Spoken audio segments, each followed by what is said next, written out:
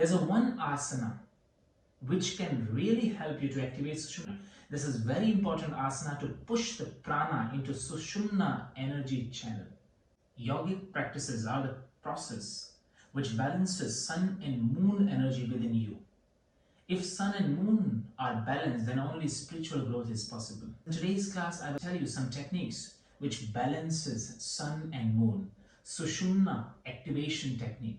Shushumna is one of the energy channel present in your body, which is responsible for spiritual development. If the sun energy within our system is activated, it means we will be more unstable. We will be more fiery. Fire element is dominant. If the moon is activated, we will be more calm. We will be more lazy sometimes. We will not feel motivated. But if Shushumna is active, both energies, sun and moon, are balanced. And if the prana is penetrating each and every chakra within the system, it means this is a spiritual development. You will be more balanced. You will be at the same time more active and will follow your dharma, follow your all the actions without any impurities. Ancient practices gave us some techniques which can really help you to activate your Shushumna nadi, which can allow the prana to center line and goes to each chakras. We will be exploring the asana, mudra, the pranic technique, which can really help you to activate your Shushumna and to balance the both hemisphere at the same time. Right brain and left brain, both center. Sun energy and moon energy, both center. And you will be the leader of your own destiny. Before we go forward, those who are new to this channel, please subscribe, because in this channel you are learning all the yogic techniques as it is from the ancient ways. Your body is a magnet, big magnet. You have a magnetic field, 12 finger. Till 12 finger you have this magnetic field, and this magnetic field, this aura, in Indian god pictures you will see some aura, even the Buddha picture you will see aura. This is a magnetic field. So this aura can be expanded. This aura expands only when the Shushumna is activated, when the prana is going from each and every chakra in the pranic system. We have 7 chakras, major. There are many other chakras, but major 7 chakras in your body present, one by one from the bottom to the top. Each chakra is upgraded psychic center of pranic journey. So pranic journey starts from the bottom, base of the spine, and goes up. And with each chakra, your consciousness develops. Those whose consciousness stays with lower chakra, which is Muladhara, base of the spine, they are desired person. They are the people who suffer. They are the people who have so many boundaries, so many barriers in the spiritual growth. So more and more you go, upgrade yourself, your consciousness develop, you become happy, and Anandamay Kosh is attained.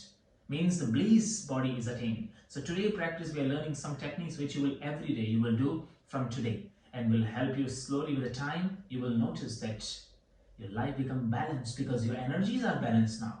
Before I tell you technique, I want to tell you very clearly. This is a nadi which present in the center of the spine, which carries the pranic flow through each and every chakra. When the Shushumna is active, it means at that time the prana, the energy, is moving from each chakra to each chakra and penetrating, going through the chakras. It means that time the consciousness is very expanded. That time you should not do any kind of work which are social or mental or physical. Any work you're not allowed, just spiritual work. Why? Because Shushumna Nadyam Sthitaivanni Jwalade Kala Rupani means whenever Shushumna Nadi is active, Agni, fire element, is dominant in the body, which is Vaishwanar Agni, burns all the fruit which is produced by sun or moon. So if you want to achieve something, if you want to start new work, or if you want to end any work, don't do when Shushumna is active, when the both nostrils are balanced. Just sit, wait, either sun to be active or moon to be active, and then do these actions. Shushumna, no any social action, no any desired actions. Only one action, that is spiritual action. Either you do mantra yoga or you do spiritual practices such as any ritual, prayer to God, or yogic practices, pranayama, meditation. These are the practices which you must do when Shushumna is active, no any other work. Now understand how to know Shushumna is active or not. So you will close one nostril, whether it is right or left, you breathe from other. And with closed eyes, you will check that how the breath flow is. Then you will switch other nostril and check. You will notice that one breath is more heavier and one breath is more lighter. This is one option you will get. Second option you will get that both nostrils you will feel heavy. The third option you will get that both nostrils balance equally working. When the both nostrils equally working, it means that time sun and moon energies in your body that are balanced at that time. It means prana is already entering in Shushumna. Already entering. Doesn't mean that it is flowing through Shushumna. Doesn't mean that it is going through each chakras. But ready. And now you need to do some practices which can really push this prana to Shushumna center. Now question will come, when Shushumna is active? There's no particular time and fixed time for that. Every person, every energy field is different. Someone has expended energy, healthy and pranic system. It can be early. Someone has toxin blockages in the pranic system. It means it will take time. But the common time is between 60 minutes to 90 minutes. In between, Shushumna is active. Now you must know when is your Shushumna is active. That's why pranayama is very important to practice. Whenever it opens, it means you are ready for spiritual development. It means anything spiritually you do, it will be successful. Now understand what are these ways which can help you to activate Shushumna. The first is asana. There's a one asana which can really help you to activate Shushumna. Many people don't know about this asana. Many people think that it's a simple pose. It is a stretching pose, but this is very important asana to activate Shushumna nadi. This is very important asana to push the prana into Shushumna energy channel. It is not a simple asana. The asana name is pashchimottanasana. And actually, there's a particular way to do it. Iti pashchimottanasana grayam pavanam pashchimavahinim karoti.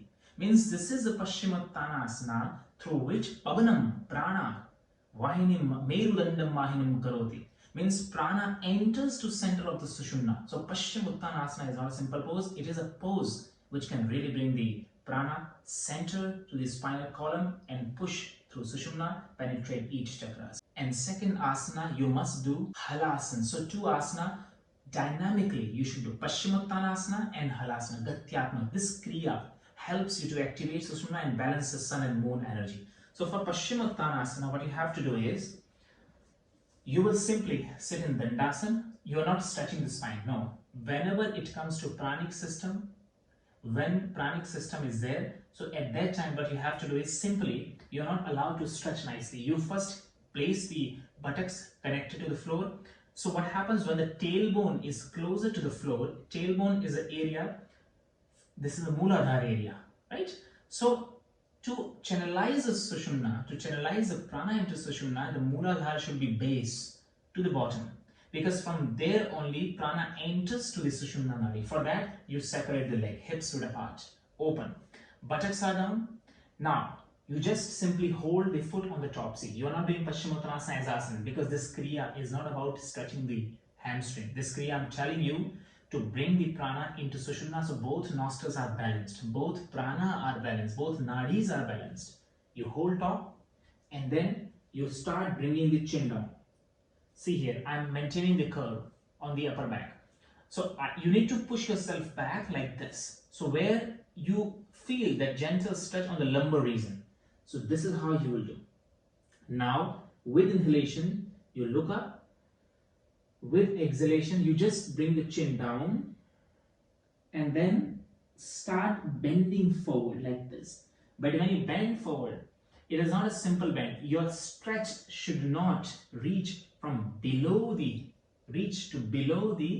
knees. So prana, how to know that I am working right for Shushumna activation? So the common understanding is, when you do pashchimottanasana, divide the stretch from the knees to down, knees to up.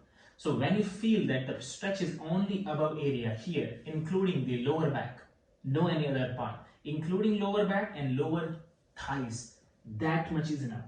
So you will stretch, inhale and exhale, go down. And if you feel that you go forward, if you feel that your stretch is coming on the back calf, it means your spine, instead of working with the nadi, you're working with the physical body. And that's what we are not doing here. We are working with Shushumna activation. For that, the right technique is keep the stretch above thigh. Here. Curve, exhalation here. Chin down. And every time, every exhale, you start going down, down, down, down, down. And with that, you will notice that automatically gentle stretch start working here. And now you just stay here for at least 2 to 3 minutes every day. Regular practice, you will notice after sometimes 2 to 3 minutes after, you will notice that both nostrils start balancing. This is the first technique you will do, exhalation. Second technique is, now from here you will repeat you will go the same way, same leg separation, Halasana position. So first I will tell you basic step of Halasana, then you combine both. So exhalation will be pashchimottanasana, inhalation will be Halasana. So Halasana is like that. You first lie down, same, and it's not a simple Halasana for asana, it's for, again, pranic channelization. You simply inhale, lift, same distance between the legs, and you go arms up and touch the toe. This. You're not going Halasana fully up like this. You maintain the same curve here on the lower back. This area is important. Then maintain the curve here. You're not bringing the buttock up higher. No. Keep the buttock closer to the ground because gravitational force need to pull the prana downward first. In that case, down. And then hands will touch the toe like that. Then exhalation, repeat dynamically. You go forward, touch the same way, like I just showed you in pashchimottanasana. Then inhale, you raise up. Exhale, down. This. And as I said, stretch in pashchimottanasana should not go lower than the knee. This movement 15 times you will do. Inhale, you go back, straight arms. Exhale, you go forward, pashchimottanasana. After that, you will do mudra, that is Ashwini mudra. In Ashwini mudra, what you will do, you focus on the bottom of the spine and you focus on the anus door. Between the anus and in male it's testes, female vaginal area. Between these two areas, this is the area of Mooladhara. Adhar, there are 16 Adhar. Shat Chakram Shodasadharam, Dvilaksham Vyoma Panchakam. There are 16 Adhar, means 16 foundation of your body. 16 energy foundation of your body. And one of the Adhar is Mool Adhar. Mool means root, the base. So this is the area between these two area. That is the area where you have to focus and start doing Ashwini mudra. Squeeze the anus and the genital. Squeeze tightly.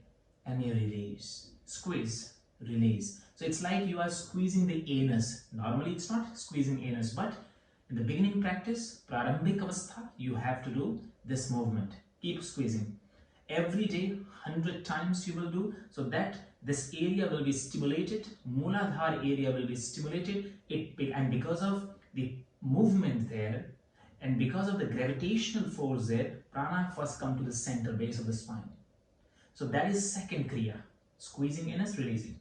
So I would suggest first you do this squeezing, releasing, Ashwini mudra, and then you do the previous one, asana, which I just said. So squeezing means you are bringing the flow downward, and pashchimottanasana and halasana, you are channelizing the prana into Shushumna. Second. The third technique, which is a breathing, which is a breath balancing technique. So you will check which is open nostril. You will first check, okay, if the left is working or right is working. Once you know that your right is working or left is working, for example, if right is closed, just an example, if the right is closed, you first place the same hand, ring finger to the open nostril, like that, you close. And now you just inhale from the same nose which is closed, which is blocked, and inhale faster. So, like that. And exhale will be opposite nostril, not simple. So it will become like that. It's like a reverse Kapalabhati. In Kapalabhati, you exhale fast. Here you will inhale fast and exhale will be simple, automatic. So it will become like that. Other nostril exhale. Other nostril exhale. If the left is closed, for example, left is closed, I will use my right hand thumb to close my open nostril. And now, because left was closed, I will inhale deeper forcefully and exhale simply other nostril. 15 times like that. These 3 kriyas do every day. 15 movement of pashchimottanasana, halasana. You can extend the numbers also. You can go for 25 this movement. 100 ashwani mudra like that every day. And then this one 15 movement every day. Try these 3 practices every day before you start meditation, before you start any spiritual practices. These yogic foundational practices will help you to improve the pranic flow into Shushumna. Both nostrils are balanced, sun and moon are balanced, both brain are balanced. And in the life, in this social actions, you will be master. You will be master your own destiny. I hope you understood this video. If you do, if it is helpful, please share with others and help others also. And those who wants to continue their practice, yogic practice with us, every month, Monday, we are starting a new batch of online classes. That will be monthly classes. You can join with our team and you can grow spiritually. Every day should start with yogic practice, which can really balance your system and which can give you spiritual foundation. I will see you in next video. Thank you. Namaste.